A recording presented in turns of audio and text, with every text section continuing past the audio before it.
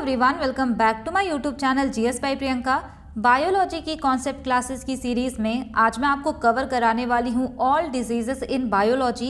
Biology में जो भी डिजीजेज हैं वो सब आज की इस वीडियो में मैं आपको कवर कराऊंगी, जिससे कि आप आने वाले एग्जामिनेशन में इससे अगर कोई क्वेश्चन बने तो उसको आप आसानी से कर पाएँ। जितने भी क्वेश्चन बन सकते थे वो सारे मैंने यहाँ पे इंक्लूड किए हैं और ये जो क्लास होने वाली है ये प्रीवियस ईयर क्वेश्चन पर बेस्ड होगी, जिससे कि आपको मैक्सिमम आउटपुट मिलेगा। यहाँ पे मैं आपको सबसे पहले बताऊंगी विटामिन और उसकी डिफिशियंसी से होने वाले सारे डिजीज़। उसके बाद मैं आपको बताऊंगी जो भी डिजीज़ पैथोजन की वजह से होते हैं, यानी कि virus, bacteria, fungus and protozoa के द्वारा जो भी डिजीज़ होते हैं उसका भी मैंने यहाँ पे चार्ट बनाया है। इसको आपको लर्न करने में बहुत ईजी पड़ेगा। उसके बाद हम बात करेंगे जेनेटिक डिजीज़ेज़ की, यानी जितने भी डिजीज़ेज़ हैं वो सब हम इस वीडियो में कवर कर लेंगे, जिससे कि आपको 2 वीडियोस ना देखनी पड़े। ये वाली क्लास एंड तक ज़रूर देखिएगा। और जो भी स्टूडेंट इस चैनल पर नए हैं तो मैं उनको बता दूं कि यहाँ पे मैं जो भी क्लासेस लेती हूँ उन सभी का PDF कुछ टाइम बाद अपने टेलीग्राम चैनल पर अपलोड कर देती हूँ। तो अगर आप इस चैनल पर नए हैं तो मेरा टेलीग्राम चैनल भी ज्वाइन कर लीजिएगा, जिससे कि आपको सारे PDF वहाँ पर मिल जाएंगे। इस क्लास में मैं आपको पूरी थ्योरी कवर कराऊंगी। इसके बाद मैं एक अलग वीडियो लेकर के आऊँगी जहाँ पे मैं आपको प्रीवियस ईयर क्वेश्चन कराऊंगी। और ये प्रीवियस ईयर क्वेश्चन मैं अलग से वीडियो इसलिए बनाऊंगी क्योंकि इसमें बहुत सारे क्वेश्चन डिजीजेस से पूछे गए हैं। लगभग 70+ क्वेश्चंस होंगे वहाँ पर। और इसके लिए अलग वीडियो इसलिए भी है कि जिन बच्चों को केवल क्वेश्चन प्रैक्टिस करना है वो क्वेश्चन प्रैक्टिस के द्वारा उसको रिवाइज भी कर सके, इस वजह से इसकी क्लास अलग होगी। चलिए फिर स्टार्ट करते हैं विटामिन्स एंड डिफिशियंसी डिजीजेस। यहाँ पे ये जो विटामिन्स है ना, ये बहुत इंपॉर्टेंट होते हैं हमारी लाइफ के लिए, हमारी ग्रोथ के लिए। और अगर इनकी डिफिशियंसी यानी कि इनकी कमी हो जाती है तो हमें डिजीज़ हो जाती है। तो डिजीज़ेस कौन कौन सी होती हैं वो तो हम आगे पढ़ेंगे, लेकिन सबसे पहला सवाल यहाँ पे ये आता है कि विटामिन्स होते हैं और उनकी डिफिशियंसी से डिजीज़ होते हैं, ये किसने बताया? इसका मतलब किसने डिस्कवर किया कि विटामिन नाम की कोई चीज़ भी होती है? तो इसको डिस्कवर किया था कैसिमिर फंक ने 1912 में। जब इन्होंने विटामिन की डिस्कवरी की थी तो उस टाइम में राइस में इन्होंने कुछ बायो एक्टिव सब्सटेंस देखे थे और उससे ना बेरी का जो डिजीज़ होता है उससे लड़ने में काफ़ी हेल्प मिली थी। तभी इन्होंने कहा था कि राइस में कुछ वाइटल एमीन हैं और इसी वाइटल एमीन वर्ड से निकल करके आता है विटामिन्स। ये जो विटामिन्स होते हैं ये 2 टाइप्स के होते हैं, यानी 2 तरीके के होते हैं। एक ऐसे विटामिन्स होते हैं जो फैट सॉल्युबल होते हैं और एक ऐसे विटामिन्स होते हैं जो कि वाटर सॉल्युबल होते हैं। फैट सॉल्युबल का मतलब होता है वसा में घुलनशील और वाटर सॉल्युबल यानी कि पानी में घुलनशील विटामिन। इसको भी याद रखना होता है, कई बार क्वेश्चन स्टेटमेंट में भी बन जाता है। तो आप अगर इसको भी याद रखेंगे ना कि BC विटामिन जो है ये वाटर सॉल्युबल है, तो इसके अलावा जो विटामिन्स होंगे तो वो फैट सॉल्युबल ही होंगे। तो आप चाहे इसको याद रख लीजिए, चाहे आप इसको याद रख लीजिए कि एक मोटा सा कीड़ा है और वो फैट में सॉल्युबल है। तो इस तरीके से करके आप इसको याद रख सकते हैं। जो फैट सॉल्युबल विटामिन होते हैं ये केवल फैट या ऑयल में ही सॉल्युबल होते हैं और वाटर में ये घुलते नहीं हैं, यानी कि पानी में ये नहीं घुलते हैं। और अगर आपसे पूछा जाए कि ये कहाँ पर स्टोर होते हैं हमारी बॉडी में, तो ये स्टोर होते हैं लिवर में। और एडिपोज टिश्यू जो कि फैट स्टोर करने का काम करता है, वही फैट सॉल्युबल विटामिन्स को भी स्टोर करके रखता है। तो ये अच्छे लेवल का क्वेश्चन बन सकता है कि फैट सॉल्युबल जो विटामिन्स होते हैं वो कहाँ पर स्टोर होते हैं। तो लिवर में एंड एडिपोज जो टिश्यूज होते हैं ना, वहाँ पर ये स्टोर्ड रहते हैं। नेक्स्ट यहाँ पे आता है वाटर सॉल्युबल विटामिन्स। इसका मतलब होता है पानी में घुलनशील विटामिन्स। अब ये जो विटामिन B है और विटामिन C है ये पानी में घुल जाते हैं, इसी वजह से यूरिन के थ्रू हमारी बॉडी से ये बाहर निकल जाते हैं। इस वजह से जो vitamin B and vitamin C है इसको रेगुलर बेसिस पे लेना होता है। इसमें एक एक्सेप्शन है विटामिन B12, ये हमारी बॉडी में थोड़ा बहुत स्टोर रहता है, ये इतनी आसानी से बाहर नहीं जाता। इसके बाद आपको यहाँ से पढ़ना है विटामिन्स की साइंटिफिक नेम और उसकी डिफिशियंसी डिजीजेस। यहाँ पे मैंने बहुत सारी चीज़ें लिखी हैं ताकि किसी भी तरीके से ऑप्शन या क्वेश्चन आ जाए तो आप उसको आराम से कर पाएँ। यहाँ पे सबसे पहले है विटामिन A। विटामिन A का साइंटिफिक नेम होता है रेटिनॉल। इसको आप ऐसे याद रख सकते हैं कि विटामिन A जो होता है वो हमारी आईज़ के लिए बहुत इंपॉर्टेंट विटामिन होता है और आईज़ में होता है रेटिना। तो विटामिन A का साइंटिफिक नेम है रेटिनॉल। और अगर इसकी डिफिशियंसी होती है तो ज़ीरोफ्थैल्मिया, नाइट ब्लाइंडनेस एंड केराटोमलेशिया हो जाता है। और यहाँ पे बहुत लोगों को लगता है कि ज़ीरोफ्थैल्मिया को ही नाइट ब्लाइंडनेस कहते हैं, तो ऐसा नहीं होता। ज़ीरोफ्थैल्मिया एंड नाइट ब्लाइंडनेस बिल्कुल अलग होते हैं। ज़ीरोफ्थैल्मिया थोड़ा ज़्यादा खतरनाक होता है और ज़ीरोफ्थैल्मिया की वजह से ही नाइट ब्लाइंडनेस भी होता है। यहाँ पे ये जो कीरेटोमलेशिया लिखा हुआ है ना, ये बहुत ही ज़्यादा डेंजरस होता है। इसमें क्या होता है कि जो कॉर्निया होता है ना, वो धीरे धीरे लिक्विड होने लगता है और ऐसा सॉफ्ट हो जाता है कि जैसे लगता है कि वो अभी निकल जाएगा, और उससे क्या होता है कि लोगों की आंखों की रोशनी तक चली जाती है। तो ज़ीरोफ्थैल्मिया, नाइट ब्लाइंडनेस एंड कीरेटोमलेशिया ये हो जाते हैं विटामिन ए की डिफिशियंसी की वजह से। इसका मैं यहाँ पे इमेज लगा दूंगी जिससे कि आप देख पाएंगे। नेक्स्ट यहाँ पे है विटामिन डी। अब ये जो विटामिन डी है, इसका साइंटिफिक नेम होता है कैल्सीफेरॉल, और अगर इसकी डिफिशियंसी है तो रिकेट्स या फिर ऑस्टियोमलेशिया हो जाता है। ये दोनों सेम हैं, लेकिन अगर चिल्ड्रन में है तो उसको हम बोलते हैं रिकेट्स, और अगर एडल्ट्स में है तो उसको कहा जाता है ऑस्टियोमलेशिया। इसमें क्या होता है कि जो भी बोन्स होती हैं यानी कि हड्डियाँ, वो बहुत ज़्यादा सॉफ्ट हो जाती हैं, वीक पड़ जाती हैं, जिससे कि बहुत ज़्यादा प्रॉब्लम्स आती हैं। यहाँ से आपको एक चीज़ ये भी ध्यान में रखना है कि विटामिन डी के सोर्सेज कौन कौन से हैं। तो सनलाइट हो गया, और इसके अलावा फिश ऑयल, क्योंकि कई बार एग्जाम में इससे क्वेश्चन पूछा गया है। सन वाला तो सबको पता रहता है कि धूप में बैठना है विटामिन डी मिल जाएगा, लेकिन फिश ऑयल से भी विटामिन डी मिलता है। नेक्स्ट यहाँ पे आता है विटामिन ई। ये जो विटामिन ई है, इसका साइंटिफिक नेम होता है टोकोफेरॉल, और अगर इसकी डिफिशियंसी होती है तो स्टेरिलिटी हो जाता है और हीमोलिसिस और हार्ट प्रॉब्लम्स। एक बार एग्जाम में क्वेश्चन पूछा था तो वहाँ पे स्टेरिलिटी नहीं दिया हुआ था, हार्ट प्रॉब्लम्स दिया था। तो ये सारी चीज़ें आप याद करके जाएंगे तो आपके लिए आसानी होगी। नेक्स्ट यहाँ पे बात करते हैं विटामिन के की। इसका साइंटिफिक नेम होता है फाइलोक्विनोन या फिर फाइटोमिनाडियोन भी आप इसको कह सकते हैं। और अगर इसकी डिफिशियंसी होती है तो haemorrhage and non clotting of blood हो जाता है, यानी कि रक्त का थक्का नहीं जमता, जिससे कि बहुत ज़्यादा खून बह जाता है। यहाँ पे हमने बात की विटामिन ए, डी, ई, के, जो कि फैट सॉल्युबल हैं। इसके बाद आपको यहाँ पे देखना है वाटर सॉल्युबल विटामिन्स। यहाँ पे सबसे पहले आएगा विटामिन सी। विटामिन सी का साइंटिफिक नेम होता है एस्कॉर्बिक एसिड, और इसकी डिफिशियंसी से हो जाता है स्कर्वी, लेकिन इसके अलावा भी आपको याद रखना है जिंजीविटिस हो जाता है। नेक्स्ट यहाँ पे है विटामिन बी1। इसका साइंटिफिक नेम होता है थायमिन, और इसकी कमी से हो जाता है बेरी-बेरी। यहाँ पे ये जो बेरी-बेरी डिजीज़ है, जो कि विटामिन बी1 के डिफिशियंसी से होती है, ये भी दो टाइप्स की होती है। एक होता है ड्राई बेरी-बेरी और एक होता है वेट बेरी-बेरी। ड्राई बेरी-बेरी में सेंट्रल नर्वस सिस्टम इफेक्ट होता है, यानी कि केंद्रीय तंत्रिका तंत्र, जिससे कि बोलने में बहुत ज़्यादा प्रॉब्लम होती है, बहुत ज़्यादा कन्फ्यूज़न होती है, और आई मूवमेंट्स अचानक से होते हैं, मतलब स्ट्रेंज आई मूवमेंट्स होगा, और जो भी मसल्स हैं उसमें पैरालिसिस आना स्टार्ट हो जाता है। और अगर हम बात करें वेट बेरी-बेरी की, तो इसमें कार्डियोवास्कुलर सिस्टम जो होता है वो यहाँ पे इफेक्ट होता है, और इसमें क्या होता है कि सांस लेने में दिक्कत आएगी, और जो लंग्स होते हैं ना, उसमें कुछ फ्लूइड सब्सटेंस भर जाता है। इसको आप सिंपल लैंग्वेज में याद रखिएगा कि सेंट्रल नर्वस सिस्टम पे ये इफेक्ट डालता है। नेक्स्ट यहाँ पे आता है विटामिन बी2, जिसका साइंटिफिक नेम होता है राइबोफ्लाविन, और इसकी डिफिशियंसी से हो जाता है कैलियोसिस। और ये जो क्वेश्चन है, ये अभी एसएससी सीजीएल 2024 प्री के एग्जामिनेशन में पूछा गया था, और इसको मैंने आपको सॉल्व भी कराया था, जहाँ पे मैंने बायोलॉजी के क्वेश्चन कराए थे सारे। तो इसको आप याद रखिएगा कि लिप्स में बहुत ज़्यादा क्रैक्स आ जाती हैं, यानी स्किन से रिलेटेड बहुत सारी प्रॉब्लम्स आना स्टार्ट हो जाती हैं। जो टंग होती है ना, जीभ, वो रेड कलर की हो जाती है, और बहुत सारे रैशेस पड़ जाते हैं। तो ये होता है विटामिन बी2 की कमी से। नेक्स्ट यहाँ पे आता है विटामिन बी3, जिसका साइंटिफिक नेम होता है नियासिन, और इसकी कमी से हो जाता है पेलाग्रा डिजीज़। ये मोस्ट इंपॉर्टेंट है एंड मोस्ट रिपीटेड क्वेश्चन भी है। नेक्स्ट यहाँ पे है विटामिन बी5, जिसका साइंटिफिक नेम होता है पैंटोथेनिक एसिड, और इसकी डिफिशियंसी से पैरेस्थेशिया हो जाता है। कई बार क्या होता है कि आप बहुत देरी तक बैठते हैं ना, तो बहुत अजीब सी झुंझुनाहट होती है पैरों में या फिर हाथ में भी, अगर हम ऐसे रेस्ट करते हैं कई बार, तो उसी को पैरेस्थेशिया बोला जाता है। हिंदी में इसको कहते हैं झुंझुनी होना। बहुत देर तक अगर आप बैठेंगे तो आपको फील होता है, तो इसका मतलब है कि आपको विटामिन बी5 की डिफिशियंसी है। नेक्स्ट यहाँ पे आता है विटामिन बी6।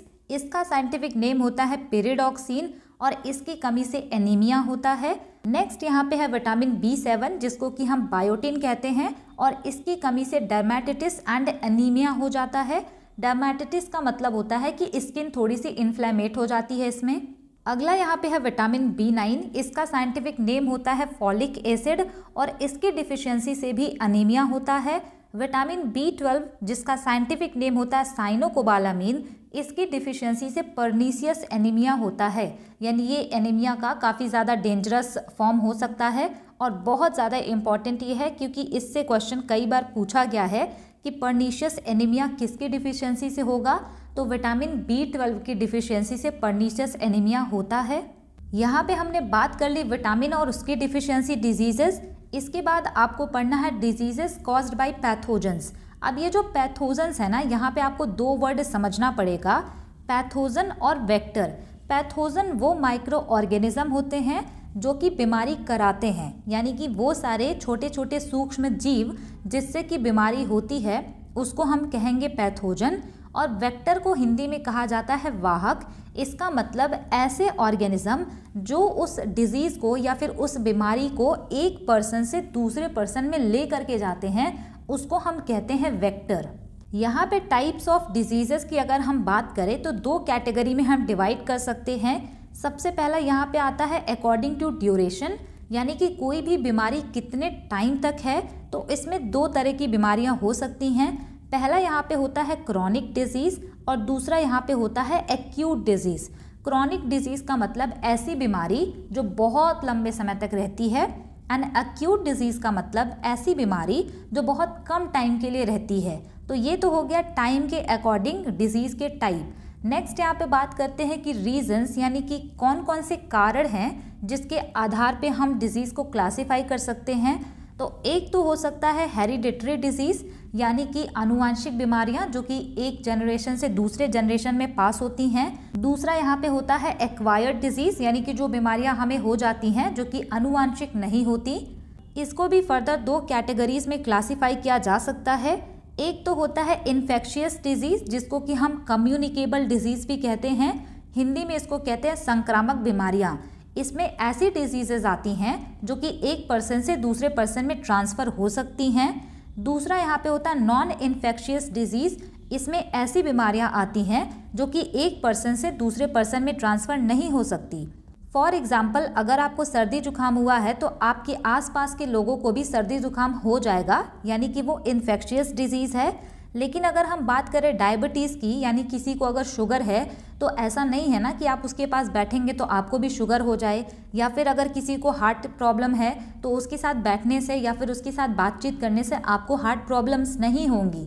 इसका मतलब ये ऐसी डिजीज़ हैं जो कि नॉन इन्फेक्शियस हैं।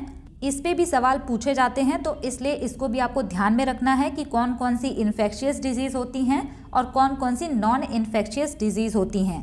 अब हम नेक्स्ट बात करते हैं कि जो भी पैथोजेंस हैं, यानी कि जो बीमारियां कराते हैं, उसमें जो डिजीज़ आती हैं उसमें कौन कौन सी चीज़ें पढ़नी हैं। तो सबसे पहला पैथोजन आपको पढ़ना है वायरस।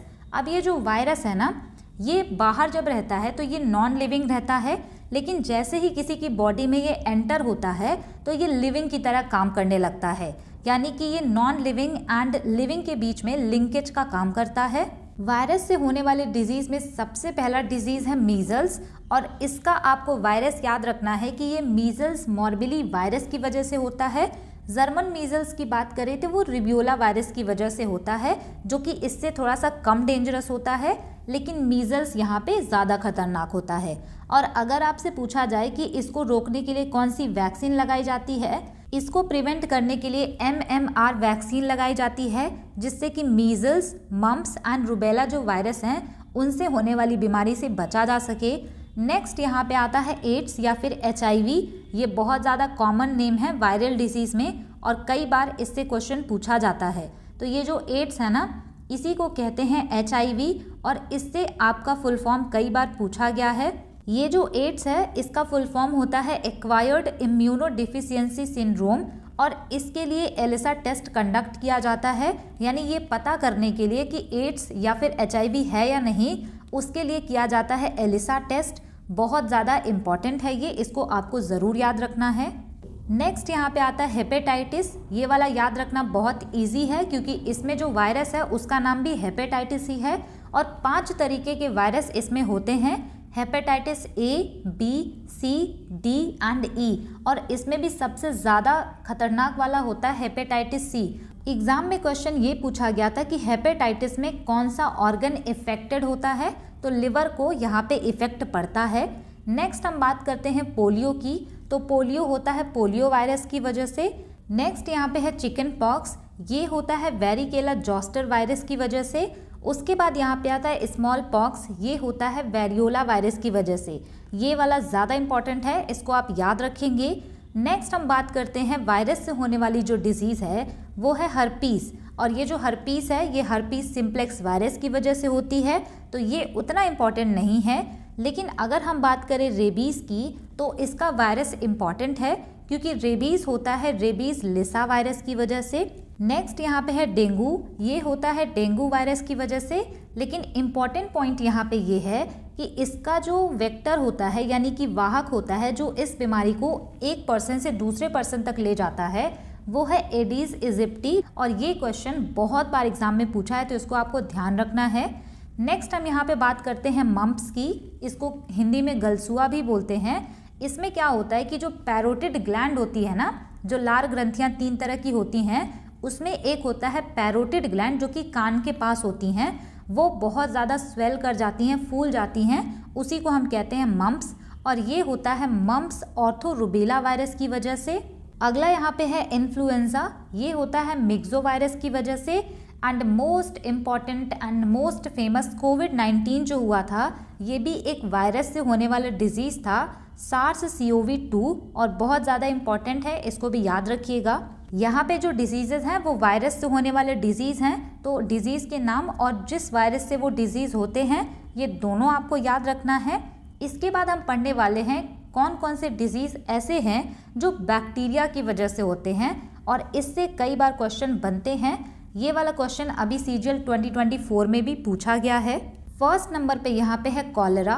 कॉलरा अगर आपसे पूछे कि किसके द्वारा होता है यानी कि उसका पैथोजन क्या है, तो वो होता है विब्रियो कॉलरे, जो कि एक तरह का बैक्टीरिया होता है।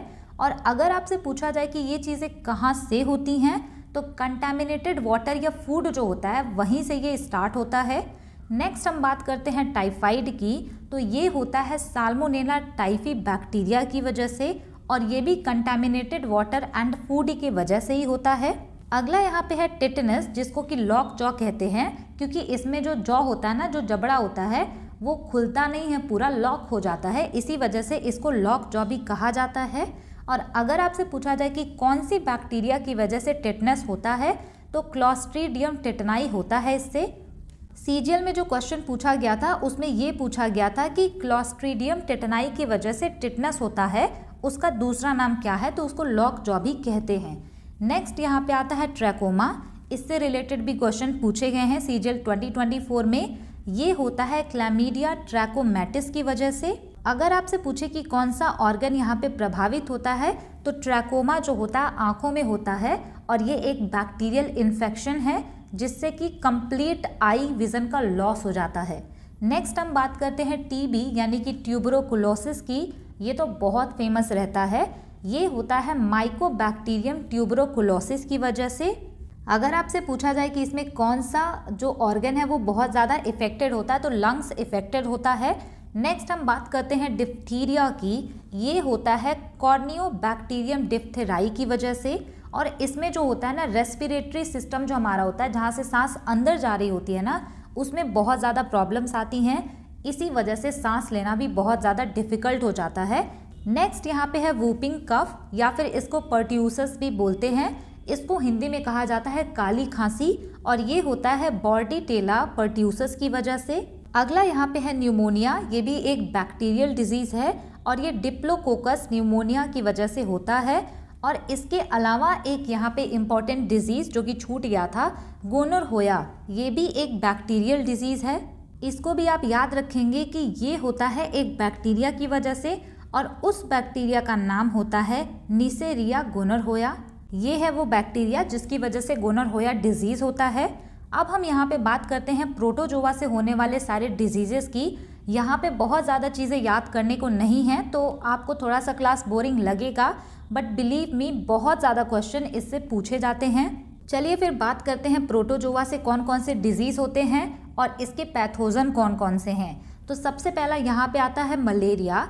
इसका पैथोजन है प्लाज्मोडियम। और अगर आपसे पूछा जाए कि इसका वेक्टर क्या है या फिर मोड ऑफ ट्रांसमिशन जहाँ से ये बीमारी फैलती है, तो वो है फीमेल एनोफिलीज मॉस्किटो। उसके काटने से ही ये जो मलेरिया है वो फैलता है। नेक्स्ट यहाँ पे है काला आजार। ये होता है लिशमैनिया की वजह से और इसका जो मोड ऑफ ट्रांसमिशन है वो है सैंड फ्लाई। अगला यहाँ पे आता है स्लीपिंग सिकनेस। इसका पैथोजन होता है ट्रिपैनोसोमा और ये फैलता है सेसे फ्लाई की वजह से।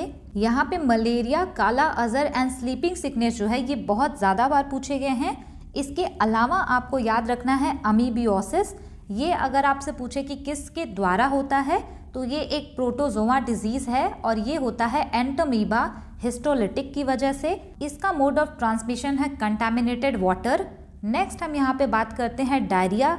ये जो होता है ये कैंपेलोबैक्टर की वजह से होता है और इसका भी मोड ऑफ ट्रांसमिशन होता है कंटामिनेटेड वाटर। तो इतना जो है इम्पॉर्टेंट था प्रोटोजोआ से। इसके बाद हम बात करते हैं फंगल डिजीजेस की, यानी कि फंगस से होने वाले कौन कौन से डिजीज़ हैं। सबसे पहला यहाँ पे है एस्थमा। इसका पैथोजन है एस्परगिलिस फमीगेटस। नेक्स्ट यहाँ पे है एथलीट्स फुट। ये होता है टीनिया पीडीज की वजह से। इसके अलावा है स्केबीज, रिंगवॉर्म एंड बाल्डनेस। इसका आपको केवल और केवल नाम याद रखना है और ये सारी चीज़ें भी पैथोजन का जो नाम है फंगस वाले में वो नहीं पूछा जाता, बैक्टीरिया वाले में पूछा जाता है और जो वायरस है उसमें पूछा जाता है। लेकिन फंगस वाले का आप डिजीज़ का नाम याद रखेंगे तभी काम हो जाएगा। लेकिन एक बार आप इसको ज़रूर पढ़ लीजिएगा, सिंपल है। यहाँ पे अभी हमने virus, bacteria, protozoa and fungus से होने वाले डिजीजेस पढ़े हैं। इसके बाद आपको पढ़ना है जेनेटिक या फिर इनहेरिटेड डिजीज़। अब ये जो आनुवंशिक बीमारियाँ होती हैं ये एक जनरेशन से दूसरे जनरेशन में पास कैसे होती हैं, तो वो जीन के द्वारा पास होती हैं। जैसे कि जो भी पेरेंट्स होते हैं उनकी जो सारी क्वालिटीज़ अगर उनके आगे वाली जनरेशन में आती है तो वो जीन के द्वारा आती है। तो आपको यहाँ से वही चीज़ याद रखना है कि ये जो जीन वर्ड है इसको सबसे पहले दिया किसने था, तो इसको दिया था जॉनसन ने 1909 में। अगर आपसे पूछा जाए कि फादर ऑफ जेनेटिक्स किसको कहते हैं, तो ग्रेगोर जॉन मेंडल को कहा जाता है। हमारे अंदर जो क्रोमोसोम होते हैं ना, यानी कि गुणसूत्र, उसकी स्मॉलेस्ट इकाई होती है जीन। इसी की वजह से एक एक क्वालिटीज़ जो है आगे वाली जनरेशन में पास ऑन होती हैं। नेक्स्ट यहाँ पे है genetic diseases is caused by A defective gene, यानी कि अगर जीन में डिफेक्ट आ जाता है तो जेनेटिक डिजीजेस हो जाती हैं। अब हम यहाँ पे बात करते हैं क्रोमोसोम की। आप सभी को पता है कि क्रोमोसोम दो टाइप्स के होते हैं। एक यहाँ पे होता है ऑटोसोम जिसको कि सम गुणसूत्र कहते हैं और एक होता है एलोसोम जिसको कि विषम गुणसूत्र कहते हैं। अब ये जो ऑटोसोम है इसका क्या मतलब होता है, इसका मतलब होता है ना कि 1 से लेके 22 तक का जो पेयर होता है ना, जो जोड़ी होती है क्रोमोसोम की, उसको हम ऑटोसोम कहते हैं। ये जो ऑटोसोमल क्रोमोसोम होते हैं ये मेल एंड फीमेल में सेम होते हैं, यानी कि अगर हम बात करें ह्यूमंस की तो 23 पेयर क्रोमोसोम उसमें मिलता है, जिसमें से 1 से लेके 22 तक का जो पेयर होता है वो ऑटोसोम होता है एंड मेल एंड फीमेल में वो सेम होता है। लेकिन जो 23rd नंबर का पेयर होता है ना वही डिफरेंट होता है, उसी को हम कह देते हैं एलोसोम और उसी के वजह से मेल और फीमेल डिफरेंट होते हैं। अदरवाइज अगर वो 23rd नंबर का जो पेयर है वो भी सेम होता तो मेल एंड फीमेल डिफरेंट होते ही नहीं। उसी 23rd पेयर को कहा जाता है सेक्स क्रोमोसोम और मेल्स में अगर हम बात करें तो वो होता है XY और फीमेल्स में वो होता है XX। इसी में जब डिफेक्ट आएगा तो बहुत सारी डिजीजेज होंगी। यहाँ पे आपको कुछ जेनेटिक डिजीजेस के नाम पहले याद रखने हैं, उसके बाद हम एक और इम्पॉर्टेंट चीज़ डिस्कस करेंगे। सबसे पहला यहाँ पे जो आनुवंशिक बीमारी है वो हीमोफीलिया। हीमोफीलिया एक ऐसी बीमारी होती है जिसमें कि खून जमता ही नहीं है, यानी कि मान लीजिए किसी को चोट लगी हो तो ब्लड वहाँ पे क्लॉट हो जाता है जिससे कि बहुत ज़्यादा ब्लड हमारी बॉडी से ना निकले। लेकिन जब हीमोफीलिया हो जाता है तो खून बहना बंद नहीं होता, जो कि बहुत ज़्यादा फैटल होता है किसी भी ह्यूमन के लिए। हीमोफीलिया डिजीज को फैक्टर 9 डिजीज कहते हैं या फिर रॉयल डिजीज भी कहते हैं। इसको फैक्टर 9 डिजीज इसलिए कहते हैं क्योंकि ये जो फैक्टर 9 है ना, ये एक तरह के प्रोटीन फैक्टर्स होते हैं जो कि ब्लड क्लॉट करने में हेल्प करते हैं, लेकिन जब हीमोफीलिया हो जाता है तो ये भी डैमेज हो जाते हैं। इसी वजह से इसको कहा जाता है फैक्टर 9 डिजीज। इसके अलावा जो भी इनहेरिटेड यानी कि आनुवंशिक बीमारियां हैं उसका आपको केवल नाम याद रखना है, क्योंकि रेलवे वगैरह के एग्जाम में डिटेल चीज़ें पूछी जाती हैं साइंस की अलग से, लेकिन अगर आप CGL CHSL या इन सब का एग्जाम दे रहे हैं तो आपको केवल इसका नाम याद रखना है। कलर ब्लाइंडनेस, एल्बिनिज्म जिसमें कि पूरी बॉडी वाइट हो जाती है। नेक्स्ट यहाँ पे है thalassaemia, muscular dystrophy, Huntington's disease, cystic fibrosis और डाउन सिंड्रोम। ये सारी जो डिजीज़ हैं ये इनहेरिटेड डिजीज़ हैं। इसके अलावा आपको ये चीज़ भी पढ़ना है कि SLD यानी कि सेक्स लिंक डिजीज़ क्या हो जाते हैं। तो जब कभी भी क्रोमोसोम का नंबर 47 या 45 हो जाता है, यानी कि नॉर्मल क्रोमोसोम का नंबर होता है 46, लेकिन अगर एक क्रोमोसोम ज़्यादा हो जाए या फिर एक क्रोमोसोम कम हो जाए, उस टाइम पे जो डिजीज़ होता है उसको कहा जाता है sex link disease. 23rd pair जो होता है क्रोमोसोम का उसको सेक्स क्रोमोसोम कहते हैं, क्योंकि उसमें मेल एंड फीमेल अलग होते हैं। यहाँ पे मैंने आपको बताया भी है, मेल में ये होता है XY एंड फीमेल में होता है ये XX। इसी से डिसाइड होता है कि कौन मेल है एंड फीमेल है। यहाँ पे मैंने ये वाला चार्ट भी बनाया है, ये सब आप 12th में पढ़ते होंगे, इसको आपको बहुत ज़्यादा डिटेल में नहीं जानना। यहाँ पे एक मेल है एक फीमेल है। अब इनके जो क्रोमोसोम होंगे वो 46 होंगे और फर्दर जब ये डिवाइड होंगे तो 23 एंड 23 में, लेकिन अगर आप इनका क्रॉस कराएंगे तो यहाँ पे आएगा 46 क्रोमोसोम, इसका और इसका क्रॉस कराएंगे तब भी 46 क्रोमोसोम आएगा, यानी कि आगे की जो जनरेशन बनेगी। इसके बाद अगर हम इसका क्रॉस इससे करवाएंगे तब भी 46 क्रोमोसोम बनेगा, और अगर हम इसका और इसका क्रॉस करवाते हैं तब भी 46 क्रोमोसोम बनेगा।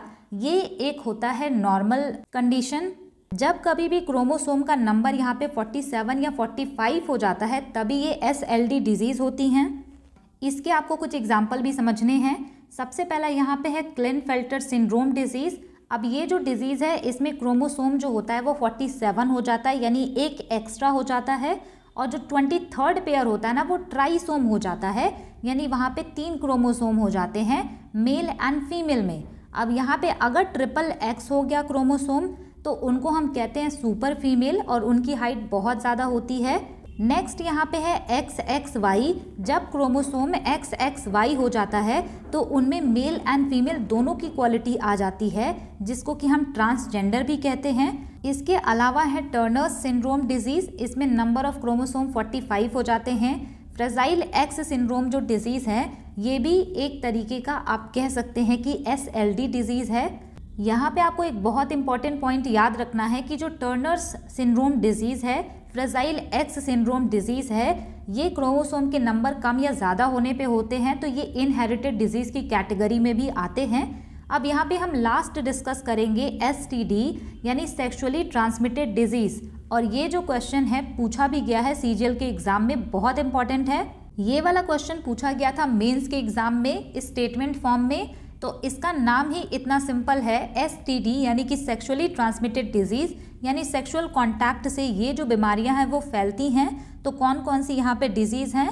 क्लैमिडिया, गोनोरहोया डिजीज़, HIV या फिर एड्स एंड सिफिलिस, ये सारी जो डिजीज़ेज़ हैं ये STD डिजीज़ेज़ हैं, इसको भी आप याद रखेंगे। यहाँ पे आप ये भी ध्यान रखिएगा कि ये जो STD डिजीज़ेज़ हैं ये होने को तो किसी से भी हो सकती हैं, यानी कि वायरस से हो सकती हैं, फंगस से हो सकती हैं, बैक्टीरिया से हो सकती हैं, लेकिन ट्रांसमिट होती हैं सेक्सुअल कांटेक्ट से।